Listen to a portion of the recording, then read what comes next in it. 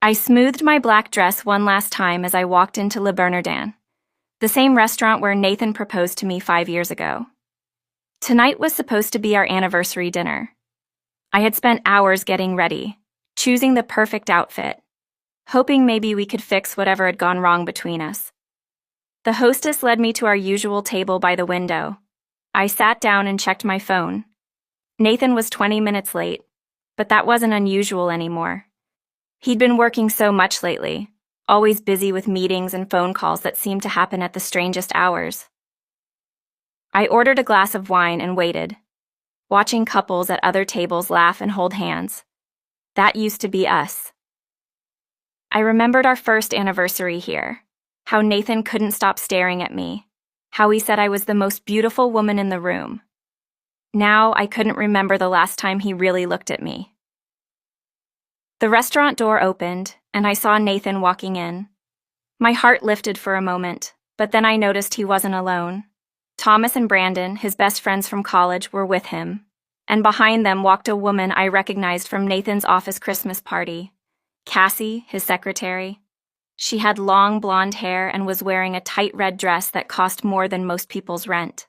I frowned. This was supposed to be our private dinner. Why were they here? Nathan spotted me and walked over with a huge smile on his face. But something about that smile made my stomach twist. It wasn't the warm smile I fell in love with. It was cold, almost cruel. "Victoria," he said loudly, loud enough for other tables to hear. "So glad you could make it to our little celebration?" "Celebration?" I asked, confused. "Nathan, what's going on? Why is everyone here?" Thomas and Brandon pulled up chairs around our small table. Cassie sat down right next to Nathan, so close their shoulders touched. She was smiling too, but her eyes were hard as diamonds. "Well, sweetheart," Nathan said, reaching into his jacket pocket, "I have a little anniversary gift for you." He pulled out a thick envelope and placed it on the table in front of me. My hand shook as I opened it. Inside were legal papers with big bold letters at the top. Petition for dissolution of marriage. Divorce papers. I stared at them, reading the same words over and over, but they didn't make sense. This had to be some kind of joke. A terrible, cruel joke. "Nathan," I whispered, "what is this?" "It's your freedom, baby," he said, putting his arm around Cassie's shoulders. "And mine too." Thomas raised his wine glass high in the air. "Gentlemen," he announced, "let's toast to Nathan's new beginning." "To his new queen," Brandon shouted, grinning at Cassie. "To the woman who actually deserves him," Thomas added. They clinked their glasses together while I sat there, frozen. Other people in the restaurant were starting to stare. The couple at the next table looked shocked. A woman near the bar had her hand over her mouth. Cassie leaned forward and smiled at me. "Don't look so sad, Victoria. You'll find someone eventually, someone more your speed." The men laughed, actually laughed, like my pain was the funniest thing they'd ever seen. I looked down at the divorce papers again. My name was already typed in. All the legal language was there. Nathan had planned this. He'd planned to humiliate me in public, in the place where we got engaged, on our anniversary. My hands stopped shaking. Something cold and calm settled over me like a blanket. I picked up the pen Nathan had placed next to the papers. "You want me to sign these?" I asked quietly. "Right here, right now," Nathan said. "Let's make it official." I signed my name carefully on every line that needed it. Then I folded the papers neatly and handed them back to Nathan. "Thank you," I said, standing up slowly. "Thank you all for making this so much easier than I expected." I smiled at each of them, one by one. Nathan looked confused. Thomas and Brandon stopped laughing. Cassie's confident smirk started to fade. "You have no idea what you've just done," I said softly. 6 months earlier, I was still living in a dream. Or maybe it was more like sleepwalking through my own life. I thought Nathan and I were just going through a rough patch. All marriages have them, right? That's what I told myself every morning when I woke up to an empty bed because he'd already left for work. It was a Tuesday morning in March when everything changed. Nathan had rushed out the door, mumbling something about an early meeting with investors. He forgot his phone on the kitchen counter, buzzing next to his half-eaten toast. I almost didn't look. I should have just called him to come back for it. But the phone kept buzzing, and I could see text messages lighting up the screen. What if it was an emergency? The first message made my blood freeze. Can't wait to see you tonight, baby. Same hotel as always? C. Then another one. Last night was incredible. I love you so much. And another. When are you going to tell her? I'm tired of hiding. My hands were shaking so hard I almost dropped the phone. C. Cassie, his secretary, the sweet young woman who always smiled at me during office parties and asked about my work. I sat down at our kitchen table, the same table where Nathan and I used to have breakfast together every morning, reading the news and planning our weekends. Now I couldn't remember the last time we'd done that. The messages went back months. Months of, I love you and I miss you, and plans to meet at hotels. There were photos too. Pictures of them at restaurants I'd never been to, holding hands across candlelit tables. Pictures of her wearing jewelry I'd never seen before. Expensive jewelry. I scrolled through their conversations, each message like a knife in my chest. They talked about me sometimes. Nathan called me clueless and boring. Cassie said I was in the way and asked when he was going to get rid of the dead weight. But the worst part wasn't the cruel words. It was how happy they seemed. How in love. The way Nathan used to talk to me before we got married, before life got complicated. I heard Nathan's car in the driveway. Quickly, I put his phone back exactly where he'd left it and went upstairs to get ready for work. When he came back in, I was brushing my teeth in our bathroom. Forgot my phone, he called out. Thanks for not snooping, babe. I watched him in the mirror as he grabbed his phone from downstairs. He was smiling as he read his messages. Actually smiling. Then he came upstairs and kissed my cheek like nothing had happened. Have a good day at work, he said. I'll be late tonight. Big client dinner. Another lie. I knew exactly where he'd be. That day at my marketing firm, I couldn't concentrate on anything. My assistant kept asking if I was feeling okay. I kept thinking about all the signs I'd missed. The late nights that had become normal, the way Nathan's phone was always face down on tables, how he'd started working out and buying new clothes, the credit card bills with charges at restaurants and hotels I'd never been to. I'd made excuses for everything. Nathan was working hard to build his real estate business. He was stressed. He needed space. I was being a supportive wife by not asking too many questions. What an idiot I'd been. That evening, I sat in our living room waiting for Nathan to come home from his client dinner. I'd spent the day thinking, planning. I couldn't just confront him. He'd lie, make excuses, maybe even blame me. And then what? A messy divorce where he'd probably already hidden assets and made me look like the crazy, jealous wife? No. I needed to be smarter than that. When Nathan came home at midnight, smelling like perfume that wasn't mine, I pretended to be asleep. He slipped into bed quietly, probably thinking he was being considerate. The next morning, I made him breakfast and coffee, just like always. I smiled and asked about his client dinner. He told me elaborate lies about a difficult investor and a restaurant I could easily check had been closed for renovations. I nodded and believed every word. At least that's what he thought. But inside, I was already planning my next move. The next few weeks turned me into someone I didn't recognize. By day, I was still Victoria, the loving wife, making Nathan's favorite dinners and asking about his work. By night, when he was out with Cassie, I became a detective in my own home. I started with our computer. Nathan had always been careless with passwords, using the same one for everything. Our wedding date. How romantic. I found his email accounts, his banking information, even his social media that I didn't know existed. What I discovered made my stomach sick. Nathan hadn't just been cheating on me. He'd been stealing from me. Our joint savings account, the one we'd built together for our future home, had been slowly drained over the past year. Small amounts at first, then bigger chunks. Money that was supposed to be for our dream house was paying for hotel rooms and expensive dinners with Cassie. But that wasn't the worst part. Nathan had opened credit cards in both our names without telling me. Cards I'd never seen, with balances I'd never agreed to. He'd been living a double life on my credit, and when this all came crashing down, I'd be responsible for every penny. I printed everything. Bank statements, credit reports, email conversations. I bought a small safe and hid it in my office closet at work, filling it with evidence of Nathan's financial betrayal.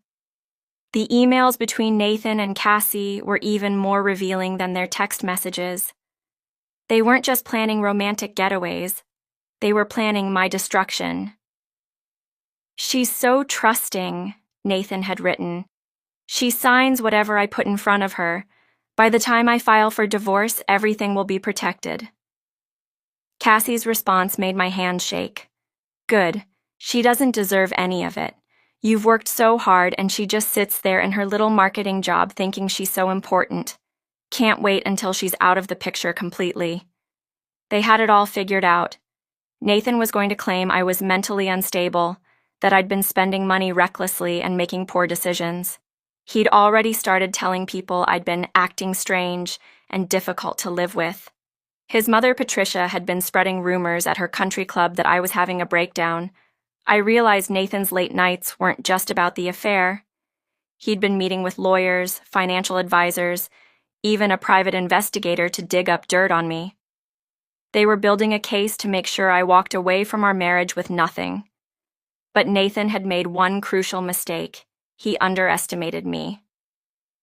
I called in sick to work and spent the day at the public library, researching divorce law and financial fraud. I learned about hidden assets, about how to protect yourself when your spouse is planning to destroy you. I took notes in a composition book, writing everything in code in case Nathan found it. That evening, I made Nathan's favorite meal, lasagna with garlic bread. He came home in a good mood, probably because his day with Cassie had gone well. "This smells amazing, babe," he said, kissing my forehead. "You're the best wife a guy could ask for."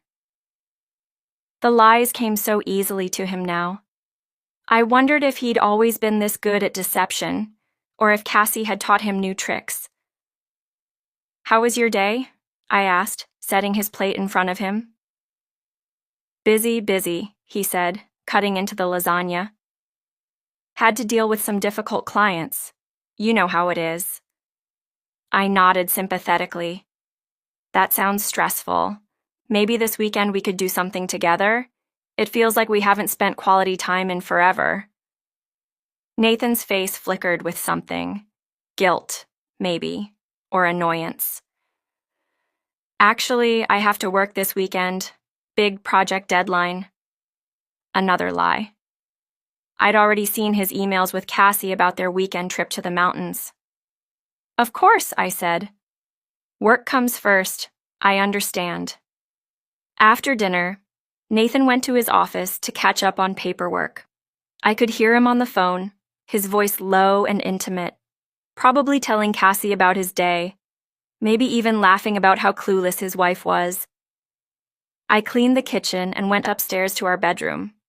In my nightstand drawer, hidden under old magazines, was a business card I'd gotten that afternoon. James Morrison, attorney at law, specializing in complex divorce cases. Tomorrow, I would make a call that would change everything. James Morrison's office was nothing like I expected.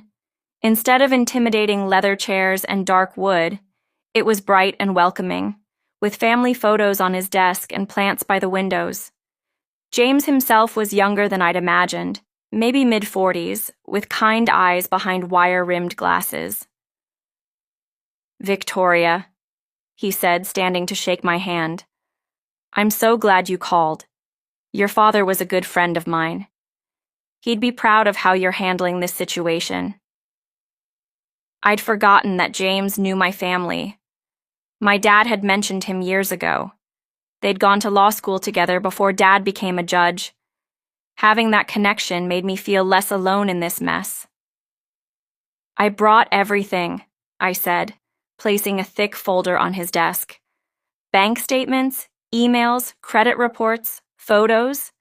Nathan thinks he's been so clever, but he's left a trail of evidence everywhere."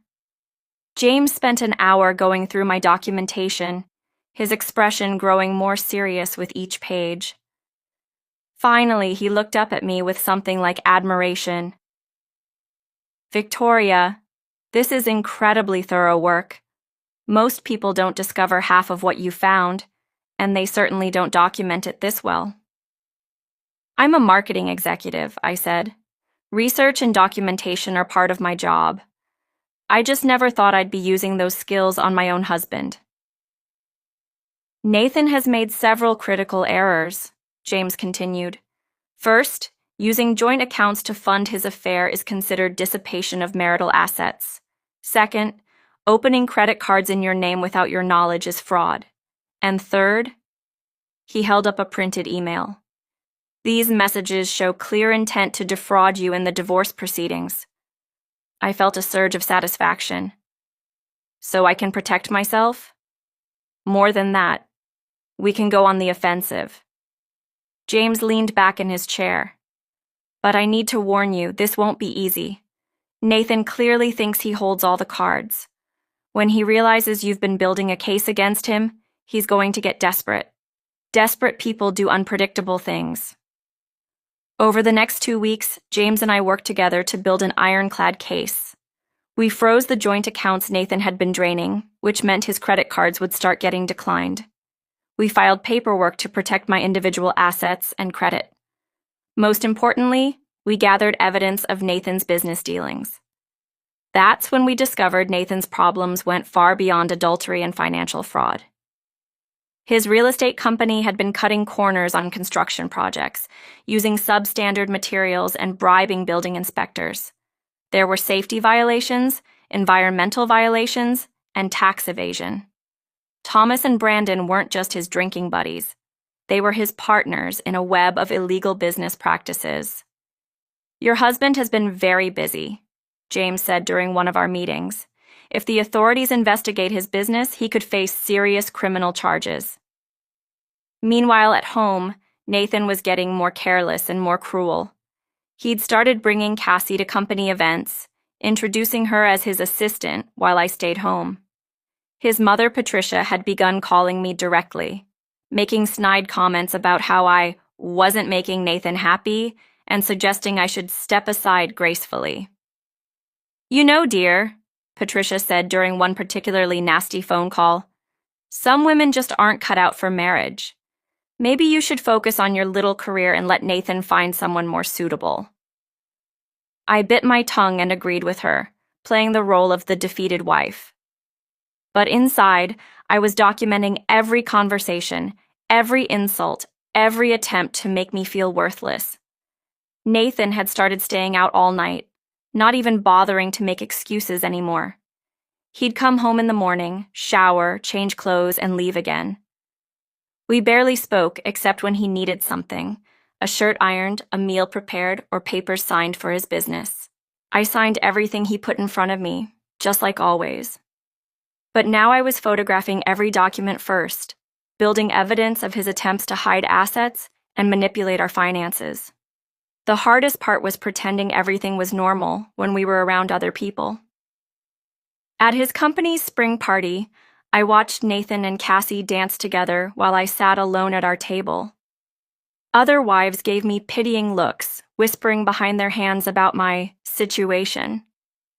But I wasn't the pathetic, abandoned wife they thought I was. I was a woman with a plan, gathering strength and evidence for the battle ahead. Nathan had no idea that his perfect victim was about to become his worst nightmare. The call came on a Monday morning while I was reviewing quarterly reports at work. Nathan's voice was cheerful, almost giddy, which immediately put me on alert. "Hey babe, I've been thinking about our anniversary next week. We should do something special this year." I nearly dropped my coffee. Nathan hadn't remembered our anniversary in 2 years, and now suddenly he wanted to celebrate? That's wonderful, Nathan. What did you have in mind? How about dinner at Le Bernardin? You know, where we got engaged?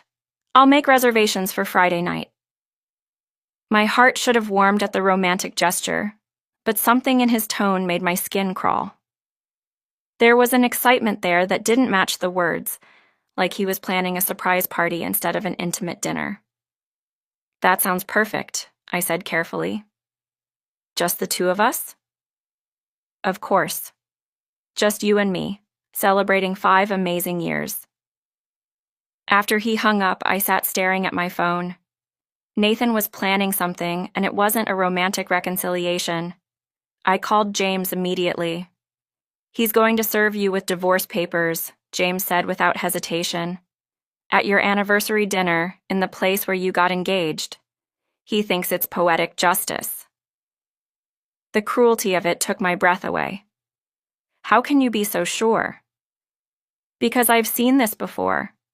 Narcissists love grand gestures that make them feel powerful. He wants to humiliate you publicly, probably thinks it'll make you more likely to accept whatever settlement he offers." That afternoon, I did something I'd never done before. I called in sick and drove to Nathan's office building. I parked across the street and waited. Sure enough, at 3 p.m., Nathan and Cassie walked out together, heading to a coffee shop 2 blocks away. I followed them, staying far enough back to avoid being seen. They sat at a corner table, and even from a distance I could see how animated Nathan was. He was gesturing excitedly while Cassie laughed and clapped her hands like he'd just told her the best joke in the world. I couldn't hear their conversation, but I didn't need to. Nathan's body language told me everything. He was planning his big moment, probably describing exactly how he was going to destroy me at our anniversary dinner. That evening, Nathan came home with flowers, cheap grocery store roses, not the expensive arrangements he used to bring me. He was practically bouncing with excitement. "I can't wait for Friday," he said, kissing my cheek. "It's going to be a night you'll never forget." He had no idea how right he was. The rest of the week passed in a blur of final preparations. James and I met every day, going over our strategy. We'd already filed my divorce petition, but we were holding it back, waiting for the perfect moment to serve Nathan. "The key is timing," James explained. "Let him think he's won, let him get comfortable, and then we strike." I spent Wednesday afternoon at the bank, moving my personal assets to a new account Nathan didn't know about.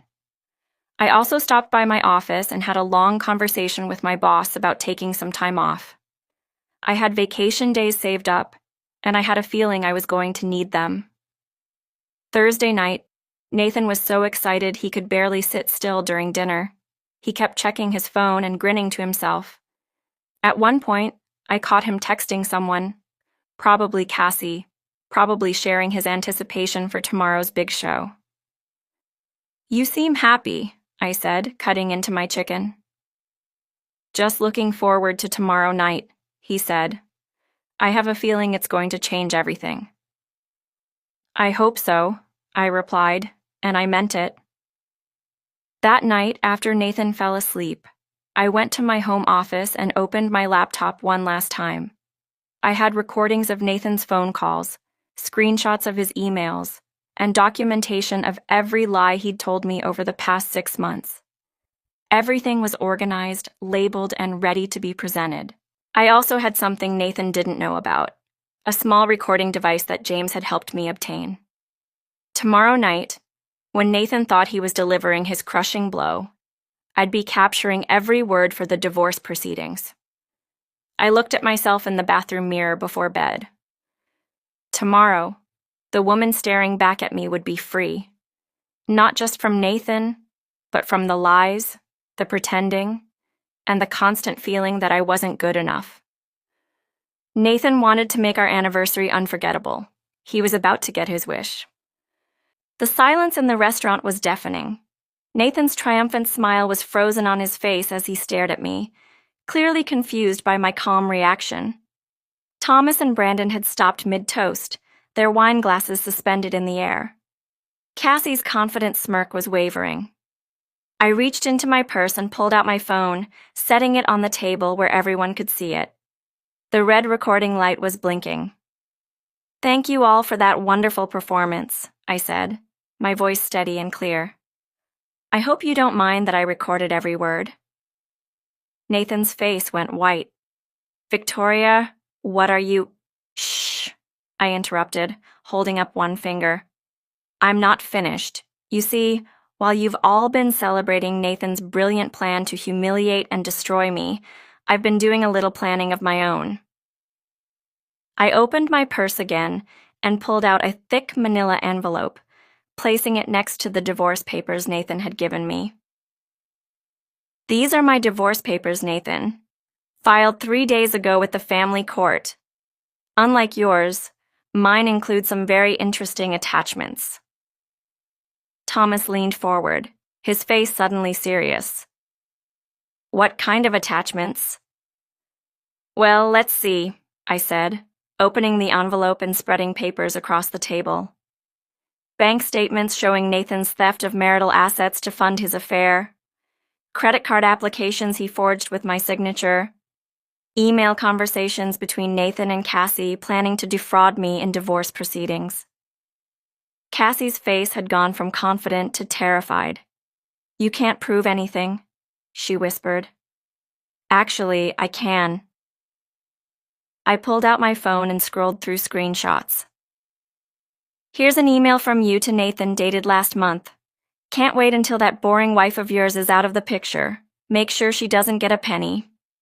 And here's Nathan's response. "Don't worry, baby. I've got it all figured out. She'll be lucky to keep her car." Brandon was backing his chair away from the table. "Look, Victoria, we didn't know—" "Oh, but you did know," I said, turning to face him. "You knew about the affair. You knew about the financial fraud. And you knew about Nathan's illegal business practices." The color drained from Thomas's face. "What business practices?" I smiled and pulled out another set of documents. "The building code violations, Thomas. The bribed inspectors. The substandard materials you've been using in your construction projects. Did you really think no one would notice?" Nathan was gripping the edge of the table so hard his knuckles were white. "You can't prove any of that." "Actually, I can. I've been in touch with the city building department, the Environmental Protection Agency, and the IRS. They're very interested in your business records, Nathan, especially the ones you thought you'd hidden so well." I stood up slowly, enjoying the look of panic spreading across their faces. "You see, while you were all so busy planning my destruction, you forgot one very important thing.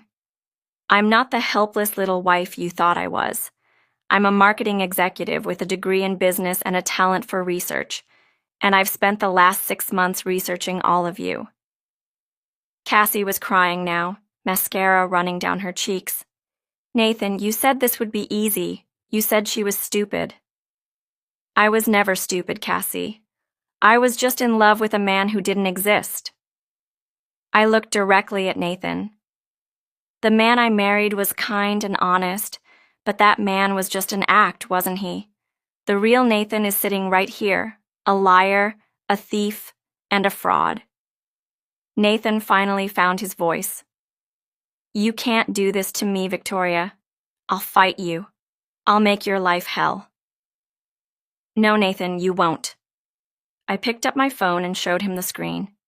Because while we've been talking, I've been live streaming this entire conversation to my social media accounts. Your friends, your family, your business associates. They're all watching right now. The blood drained from Nathan's face as he realized what I'd done.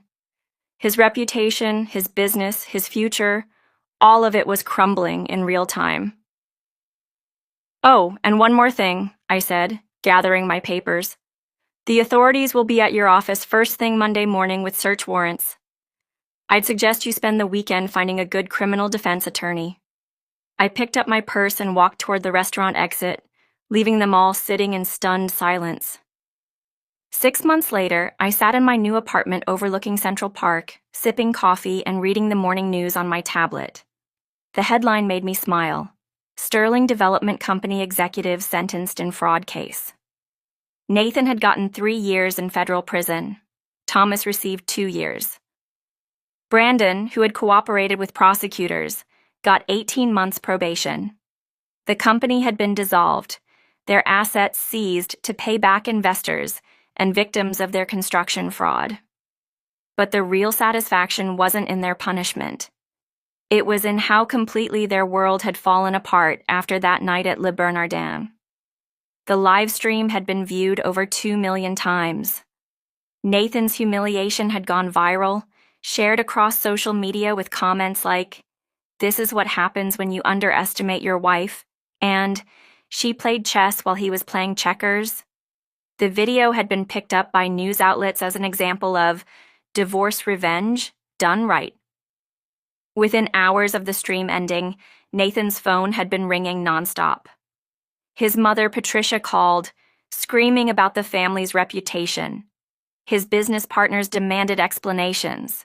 Clients started canceling contracts.